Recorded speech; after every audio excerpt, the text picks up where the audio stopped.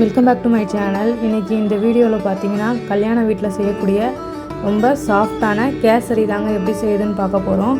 நான் சொல்கிற இந்த கன்சிஸ்டன்சியில் செஞ்சு பாருங்கள், நல்லாயிருக்கும். வீடியோவை ஸ்கிப் பண்ணாமல் பாருங்கள், அப்போ தான் உங்களுக்கு அளவு புரியும். இந்த கேசரிக்கு பார்த்தீங்கன்னா நான் நாகால ரவா எடுத்துருக்கேன். உங்களுக்கு வேறு எந்த பிராண்டட் கிடைச்சாலும் எடுத்துக்கோங்க. பார்த்திங்கன்னா இது ஒரு 200 கிராம் அளவு ரவை. அப்படி 200 கிராம் தெரியலனா ஏதாவது வீட்டில் இருக்க பாத்திரத்தில் அளந்துக்கோங்க. நான் இந்த ஒரு டம்ளரில் அளந்து காட்டுறேன். 200 கிராம் ரவையை நல்லா வறுத்துக்கோங்க. எந்த ரவையாக இருந்தாலும் வறுத்திங்கன்னா உபரி அதிகமாக கிடைக்கும், அதனால் வறுத்துக்கலாம். பார்த்திங்கன்னா கை விடாமல் வருங்க, ஸ்லோ ஃப்ளேமில் வச்சே வருங்க. பார்த்திங்கன்னா இந்த ஜல்லிக்கரண்டியில் எடுத்து காமிச்சிருக்கேன். அப்படி எடுக்கும் போது கீழே ஓட்டையில் கொட்டணும். இப்படி கொட்டிடுச்சு அப்படின்னா நல்லா வறுத்துருக்குன்னு அர்த்தம். அதே பேனில் பார்த்திங்கன்னா ஒரு கடாயில் ஒரு குழிக்கரண்டி அளவு எண்ணெய், ரீஃபண்ட் ஆயில் இல்லை கடலை எதை வேணால் எடுத்துக்கோங்க. அதுலேயே நெய் சேர்த்துக்கோங்க. நெய் சேர்த்ததுக்கப்புறமா உங்களுக்கு என்ன ஃபுட் கலர் பிடிக்குமோ அந்த கலர் ஆட் பண்ணிவிட்டு நம்ம வறுத்து வச்சுருக்க ரவையை போட்டு நல்லா வருங்க. ஏற்கனவே நம்ம வறுத்துருக்கோம். இப்போ இந்த நெய்யோடையும் இந்த எண்ணெயோடு மிக்ஸ் பண்ணும்போது இன்னும் வாசமாக இருக்கும். நல்லா வாசம் வர அளவுக்கு நல்லா வருங்க. எந்த அளவுக்கு வறுக்கணும்னு பார்த்தீங்கன்னா, நீங்கள் கையில் எடுத்து பார்க்கும்போது நல்லா நம்ம அரிசி குருணெல்லாம் எப்படி இருக்கும்னு பார்த்தீங்களா, அந்த மாதிரி நல்லா இருக்கணும். அந்த அளவுக்கு நல்லா இது ஸ்லோ ஃப்ளேம்லேயே வச்சு நல்லா வருங்க. தொட்டு பாருங்கள், நல்லா குருணையாக இருக்கும். இந்த மாதிரி இருந்துச்சுன்னா கரெக்டாக வறுபட்டுருக்குன்னு அர்த்தம். இப்போ பார்த்தீங்கன்னா இந்த ரவைக்கு தண்ணி சேர்க்க போகிறோம். தண்ணி பார்த்தீங்கன்னா 1 கிளாஸ் அளவு ரவை எடுத்திருக்கேன், அதனால் 4 டம்ளர் தண்ணி. இல்லை 200 கிராம் ரவையாக எடுத்துக்கிறீங்க அப்படின்னா 1 லிட்டர் தண்ணி, இப்படி தாங்க கணக்கு வச்சுக்கணும். நான் பார்த்தீங்கன்னா 1 டம்ளருக்கு 4 கிளாஸ் அளவு தண்ணி எடுத்து ஊற்றிட்டுருக்கேன். ஊற்றி நல்லா ஸ்லோ ஃப்ளேமில் வச்சுக்கோங்க, கட்டி பற்றக்கூடாது. நல்லா கிளறி விடுங்க, பொறுமையாக கிளறி விட்டுருங்க.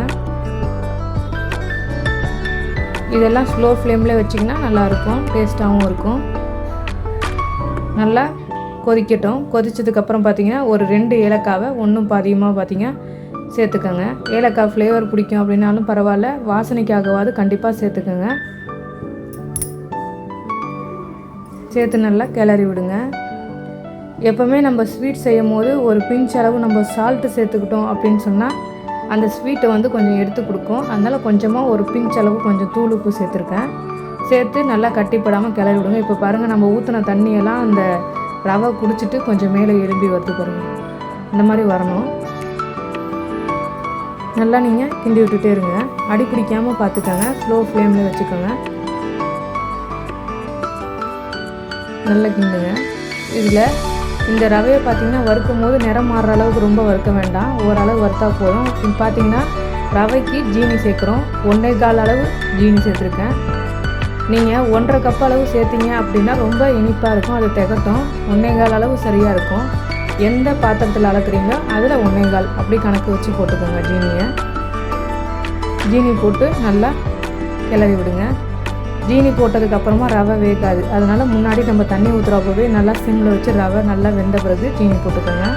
இப்போது இன்னொரு பேன்லையோ ஒரு குழிக்கரண்டிலையோ என்ன பண்ணிங்கன்னா நெய் ஊற்றிக்கோங்க.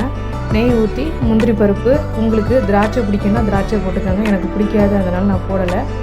முந்திரி பருப்பு நீங்கள் என்னென்ன பாதாம் பருப்புலாம் வச்சுருந்தா போட்டுக்கோங்க. இதில் மாதிரி நெய்யில் ஊற்றி தாளித்து கொட்டும் போது கொஞ்சம் நல்லா வாசமாகவும் இருக்கும், டேஸ்ட்டாகவும் இருக்கும். அதுக்குள்ளேயே நம்ம போட்டுறதை விட இப்படி தனியாக தாளித்து கொட்டினா நல்லாயிருக்கும். அதனால் இப்போது அடுப்பை ஆஃப் பண்ணுற ஸ்டேஜ் எப்படின்னு பார்த்தீங்கன்னா, முதல்ல கொஞ்சம் கொஞ்சம் பிடிக்கும் அடியில். இப்படி பிடிக்கும் போது நம்ம கிளறி விடுவோம். இந்த மாதிரி பபுள்ஸ் எழும்பி வருது அப்படின்னும் போது இது கரெக்டான பக்குவத்தில் இருக்குது. இப்போது நீங்கள் அடுப்பை ஆஃப் பண்ணிவிடுங்க. இப்போ நம்ம லிக்விடாக ஆஃப் பண்ணியிருக்கோம். நீங்கள் ஆறின பிறகு பார்த்தீங்கன்னா இந்த மாதிரி சூப்பரான கன்சிஸ்டன்சியில் இருக்கும். இப்போ எடுத்து பார்த்தீங்கன்னா சூப்பராக இருக்கும். நீங்களும் இதே மாதிரி செஞ்சு பாருங்கள். செஞ்சு பார்த்துட்டு மறக்காமல் சேனலுக்கு சப்ஸ்கிரைப் பண்ணுங்கள். 95% சப்ஸ்கிரைப் பண்ணாமல் பார்க்குறீங்க, சப்ஸ்கிரைப் பண்ணிவிட்டு பாருங்கள். வீடியோவை பொறுமையாக பார்த்ததுக்கு ரொம்ப நன்றி.